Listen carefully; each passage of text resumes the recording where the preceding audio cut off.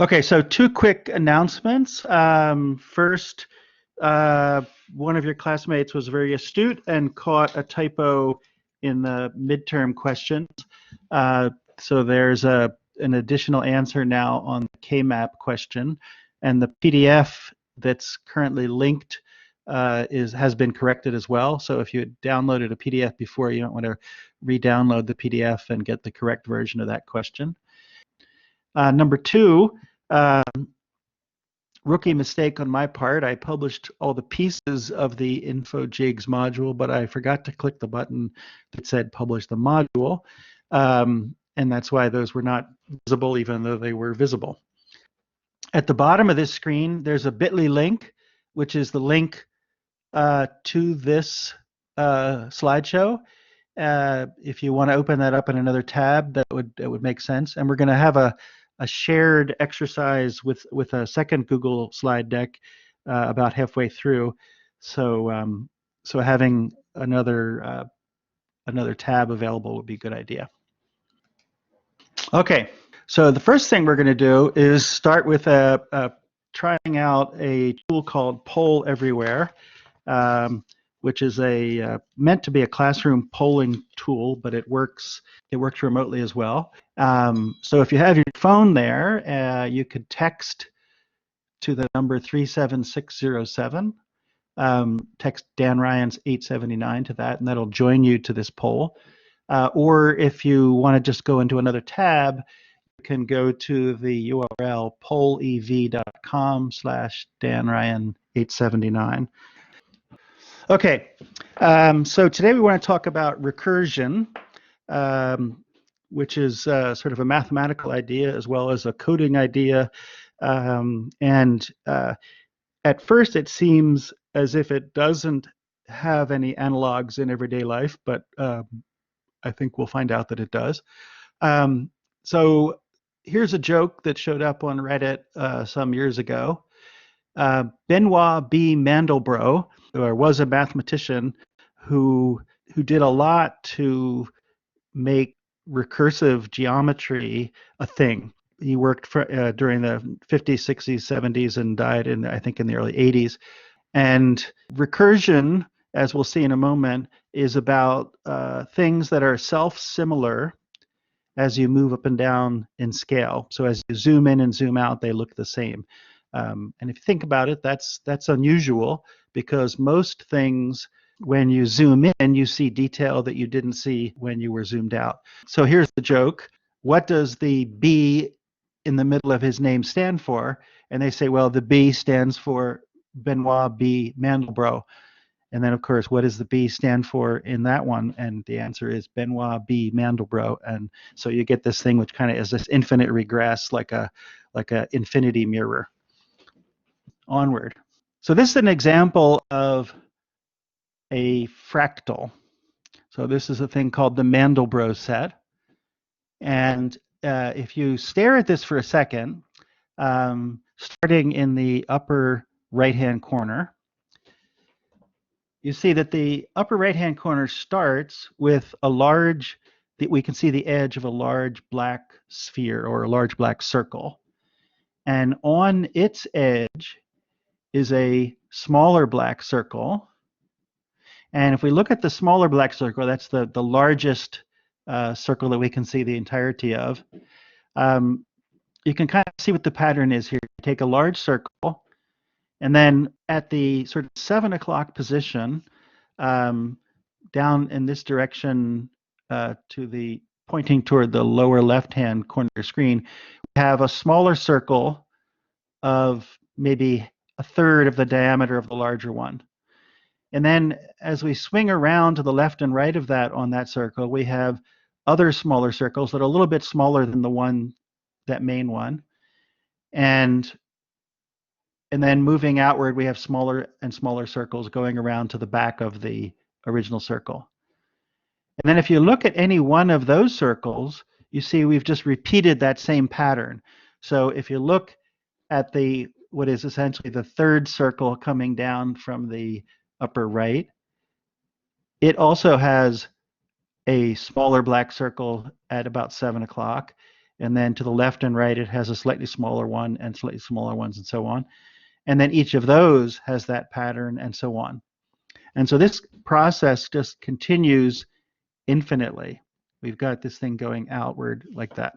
Turns out that nature is full of these things. And one of Mandelbrot's real triumphs was getting us to pay attention to the fact that that this kind of regularity was actually the norm rather than the exception in the natural world.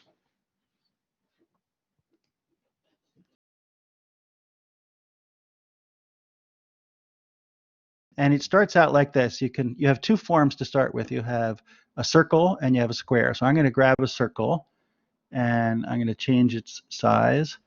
And then I'm going to grab another circle and I'm going to change its size to make it a little bit smaller. And I'm going to stick it there. And then I'm going to grab another circle and I'm going to make it still smaller. And I'll stick it here. And then another one. And I'll stick it here. And if you notice over here, the figure that I've just drawn has now become part of my palette. And so what I can do is I can now take this, I can say I'm going to do a new drawing, and I'm going to start with this, and then I'm going to do another one. And so what recursive drawing does is it's infinitely reproducing the structures that I've drawn. So notice now that my palette now includes the things that I've drawn over here.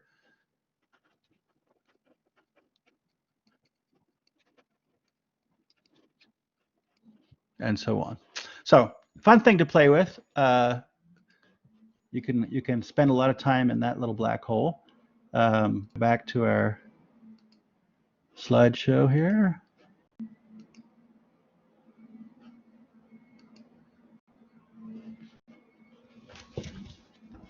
Okay, so that's our other example. So now we're going to come up to our first exercise in recursion.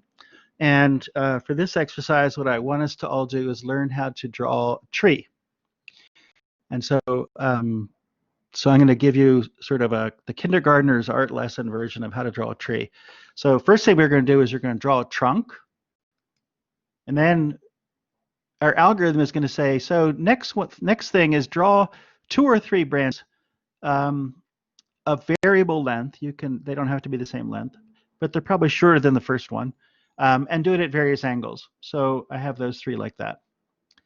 And then step 3 will be at the end of each of those branches to draw 2 or 3 thinner branches that are a little shorter than the previous one and do them at various angles. So did you notice that the instructions were basically the same at each step? And then we do the same again. And then eventually we get a tree that looks like that, which, you know, for something that I draw in Google Slides, it's not a particularly, it's not all that unrealistic a tree. So what we're going to do is we're going to try to practice that art now together. So if you go to this URL, you'll be able to log into a Google slide deck that you could have editing capabilities for. And I'm going to jump out of the share for a second. Everybody got this? I will put this into the chat as well. So what I'm going to do is pop you into some breakout groups, and we're going to spend 4 minutes collaboratively drawing a tree. I think we're back. Oh. Okay, so did that even remotely work well? I think so.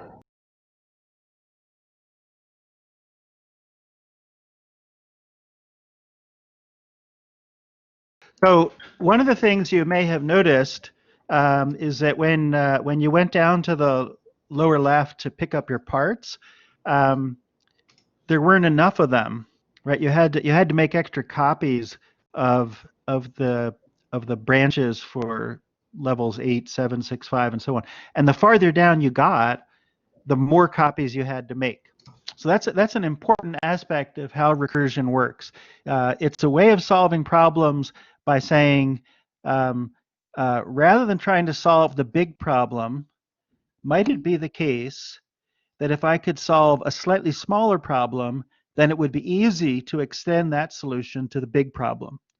And then the way that we solve the slightly smaller problem is we say, well, I don't know how to do that, but if I could solve a slightly smaller problem than that, then I can know how to extend that to this level, and so on. So we're basically saying here, I don't know how to draw a tree of level 9, but if I could draw a tree of level 8, I would be able to I could add the trunk on the bottom and I'd have a level 9 tree. Well, how do I draw a tree of level 8? Well, I don't know, but I think if I could draw a tree of level 7, I would be able to put a branch on the bottom and I'd be able to have my tree of level 8. Well, how do I draw a tree of level 7?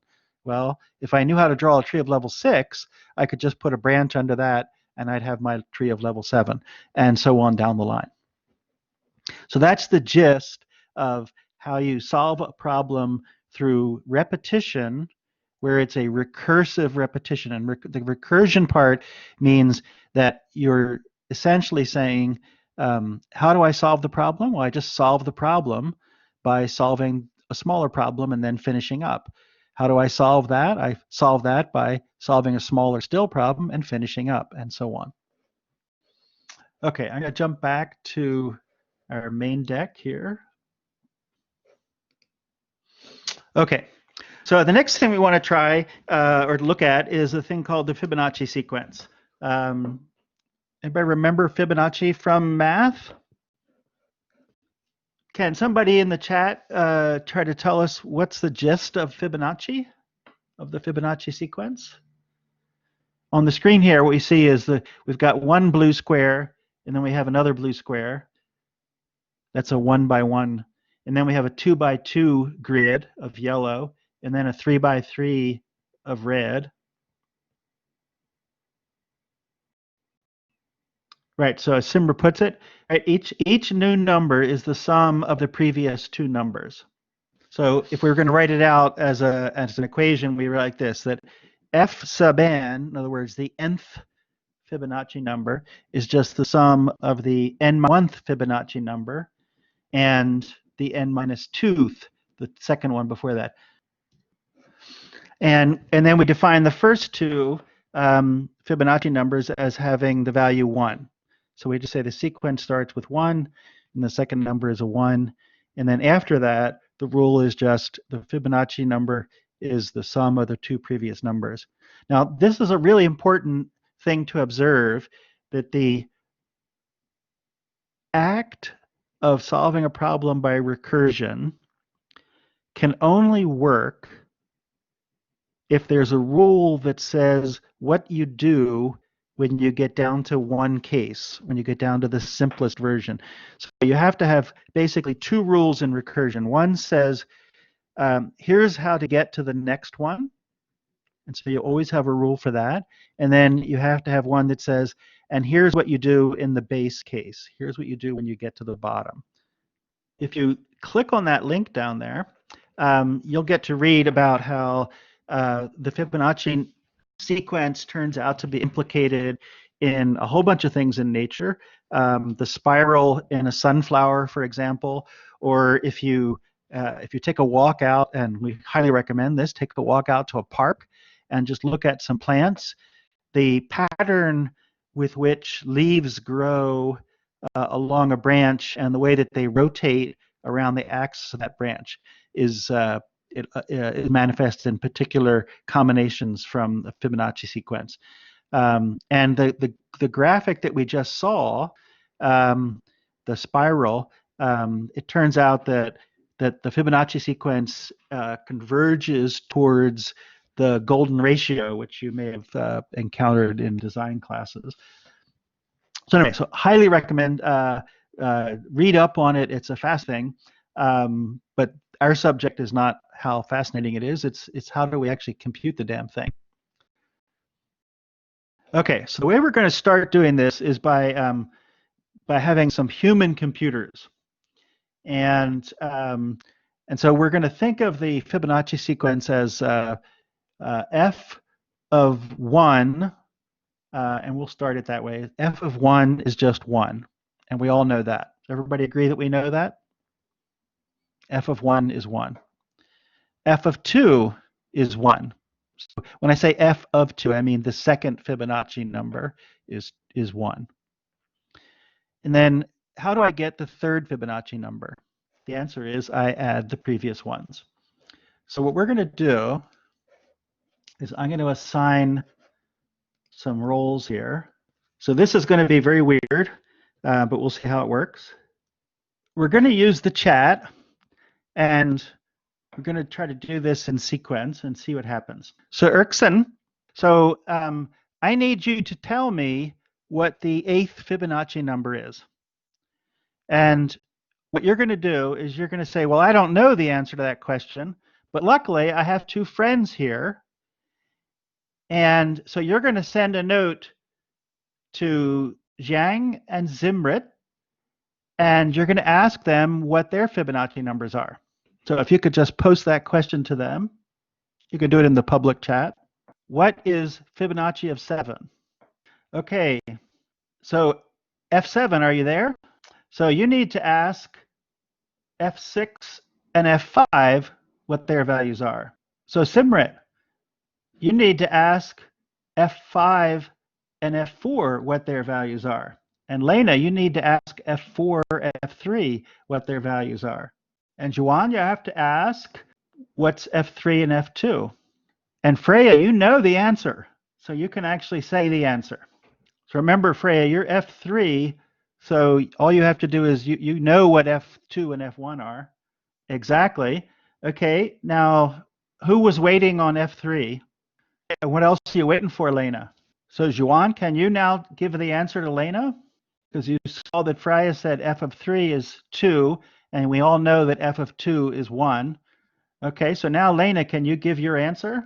And now that we have F4 and F5 out there, can Simrit give her answer? And now we have 4, 5, and 6. So F7 we have the answer to. And finally, Erickson's on and we succeed. So that's it in a nutshell. So what we just saw is the way the functions within an algorithm would work. So each of you was like an instantiation of a function, of a section of software. So the same code gets run over and over again. We basically spawn multiple copies of the code, and each one activates 2 other copies. And eventually we get down to a copy that says, oh yeah, I can answer that. And then it kind of goes back up the sequence from there. So when each of the copies of the code requests the Fibonacci number for the lower numbers, it basically sits there and waits until it gets a response. And then that one waits until it gets a response. And that one waits until it gets a response. And then eventually you get to one that says, oh, you wanted to know the Fibonacci number 2? I can do that. That's 1. And somebody else says, did you want to know Fibonacci of 1? That's just 1. And the next one that was waiting says, oh, that's great. I can put those together. It's 2. And then the one that was waiting for that says, great, I've got now 2 and 3, I can get, and so on up the line. So this is just a little animation of how that went.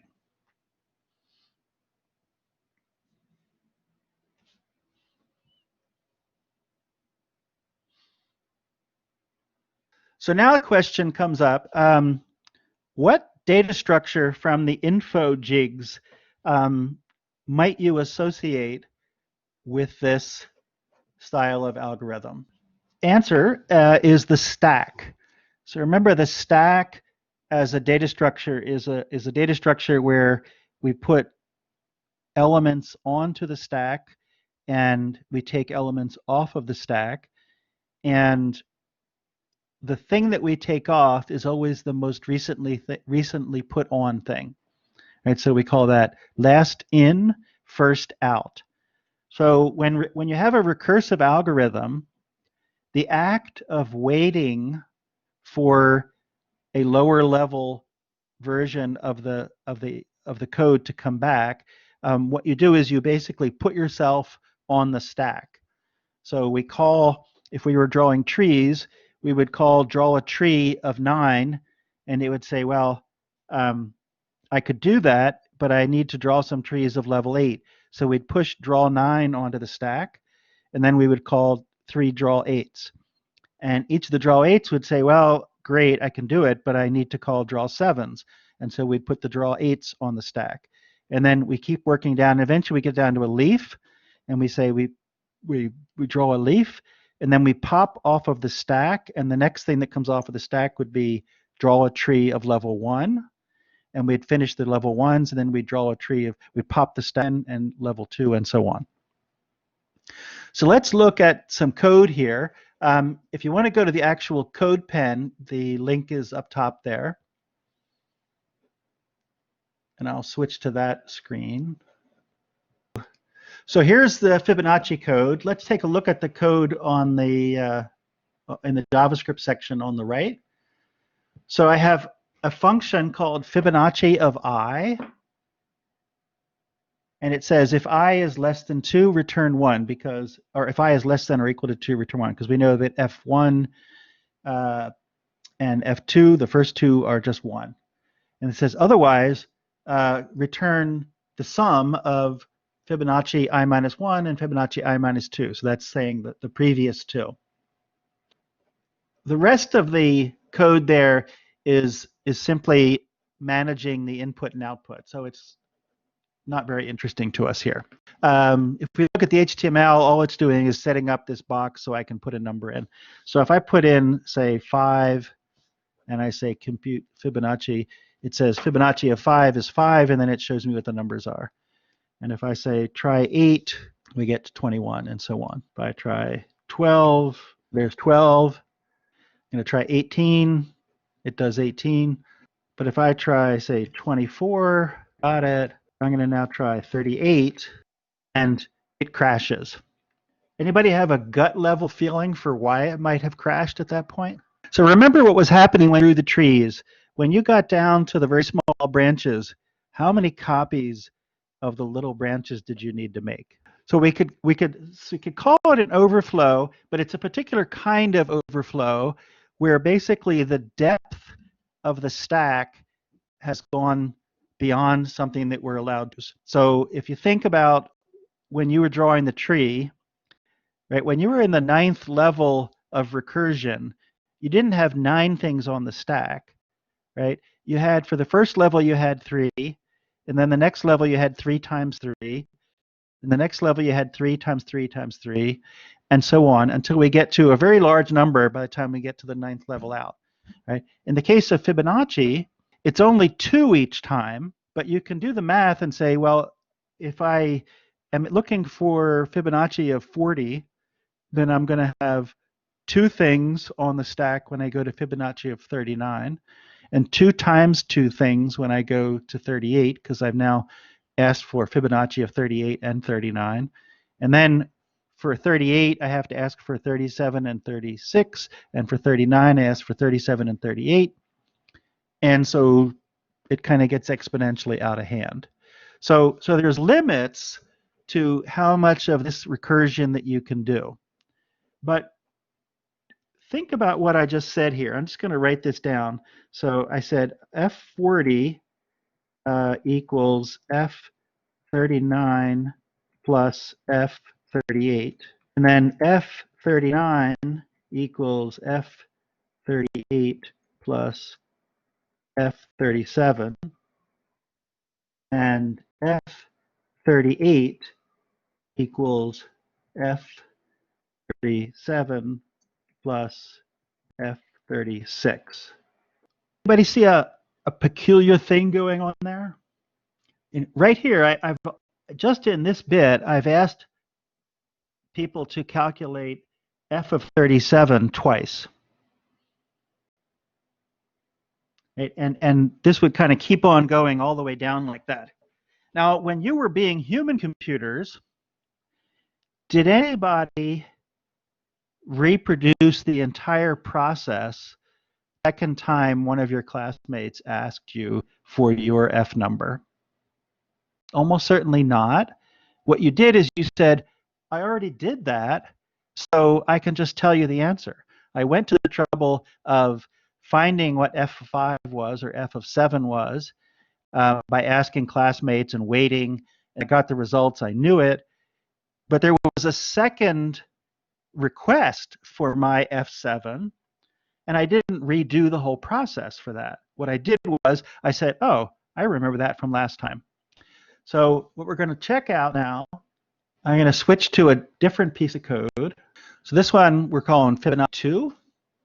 And I've changed the name of the old Fibonacci to Fibonacci underscore old. And the new one I'm calling Fibonacci, and I'm passing it 2 different parameters. One is the number, just like before. And the other is a thing I'm calling memo. And that very first line says, if memo, when it's passed in, has no definition, if it's an undefined variable, this is a peculiarity of the way JavaScript works. But if I do the OR operation, which is what the 2 vertical lines mean, with an empty object, so if you probably haven't seen the JSON session yet in InfoJigs, but the 2 brackets is what JavaScript calls an empty object. You can think of it as an empty array for our purposes.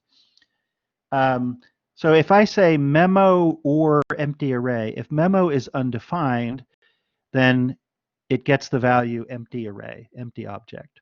So that's all that first line that's kind of peculiar does. And then the logic of the algorithm goes like this. If memo of number, and whenever in JavaScript when you refer to something and you just say if that thing and you don't put any test in, it's just saying does it exist. So if memo, say, of 5 exists, then that's the number you should return. If memo is less than or equal to 1, then you just return a 1. Otherwise, and this is the last line there, otherwise you do the recursive call. Now, if you think about it, this is exactly the way each of you was operating when we did this as human computers, right? You said to yourself, okay, somebody just asked me for f of 7. And you said, do I have any memory of having calculated that? If I do, then I will just answer what I got. If, on the other hand, the number I'm looking for is 1 or 0 or one of the first 2 numbers, I'll just say 1. And if neither of those is true, then what I'll do is I will ask F6 and F5 to tell me what their numbers are, and I will wait until I get the response. So this process here, we call it memoization. And the idea is if you're searching through a solution space and you encounter a point in that solution space where you have to figure out what is its quality. And remember last time we talked about the fact that we're moving through solution spaces and we're assessing some output variable, or what I called the quality of each point. If you reach a point and you say, oh, wait a minute, I've seen that point before, then you don't have to recompute the quality of that point, because that tends to be a very expensive process, right? What you do instead is say, let me see if I've written that down on a Post-it somewhere, and see if it's in a memo. And so this process is going to save us a gigantic amount of computation. And just to demonstrate that, let's try putting 38 in here, and that's the one that we choked on last time. And so no problem at all doing 38. And what if I say, let's do 98? No problem at all doing 98. So we don't have any quantitative comparison of these 2 algorithms, but we do have the qualitative one in that we saw the previous one choked at 38, and we could actually see the appreciable time it took to calculate things like 35. Whereas here, we can take a number as high as 98 and it works just fine. So there's a section in the Philho book at the end of the strategy chapter called dynamic programming, which describes this process. They call it the memoization of results. So the shorthand version of this is just to think about the fact that there are situations in life where it's very expensive to evaluate something, and you the the solution of a problem may involve repeated encounters of the same subcalculation. And rather than redoing that subcalculation, we just want to kind of remember that value.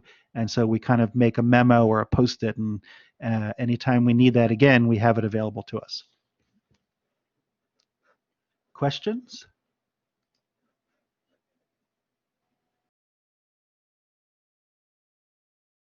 And after this, there's a drawing exercise,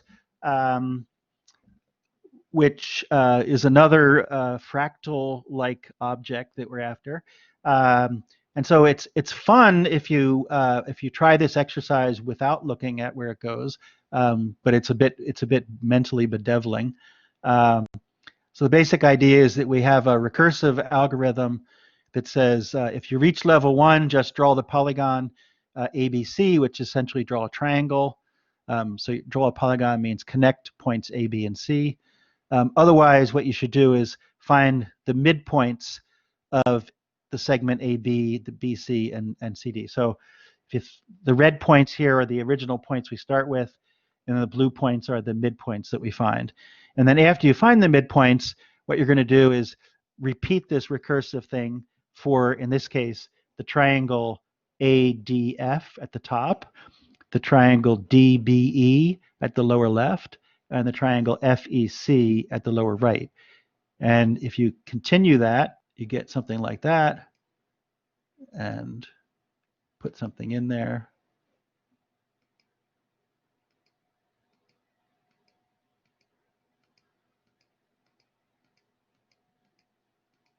And you eventually end up with something that looks like this. This is a thing called the Sierpinski sieve, or the Sierpinski triangle.